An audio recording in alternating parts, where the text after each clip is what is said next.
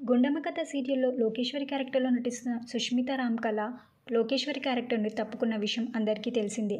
తానే స్వయంగా social media ద్వారా తెలిపారు. అయితే సుష్మిత లోకేశ్వరి క్యారెక్టర్ని తప్పుకున్న తర్వాత కొత్త లోకేశ్వరి క్యారెక్టర్లో ఎవరు నటిస్తున్నారో ఈ వీడియోలో తెలుసుకుందాం.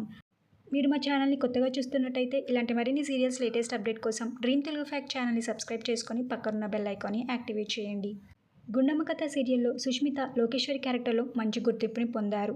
ఇక ఇప్పటి నుండి కొత్త లోకేశ్వరిగా అభిలాష నటించబోతున్నారు.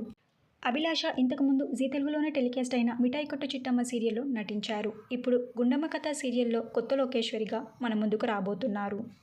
గుండమ్మ కథ సీరియల్లో కొత్త లోకేశ్వరి క్యారెక్టర్లో అభిలాష నటించడం మీకు ఎలా అనిపిస్తుందో మీ అభిప్రాయాన్ని కింద కమెంట్ బాక్స్లో కమెంట్ చేయండి. ఈ వీడియో మీకు నచ్చినట్టయితే లైక్ చేసి షేర్ చేయండి. ఛానల్ని సబ్స్క్రైబ్ చేసుకొని పక్కన బెల్ ఐకాన్ని యాక్టివేట్ చేయండి. Thank you for watching.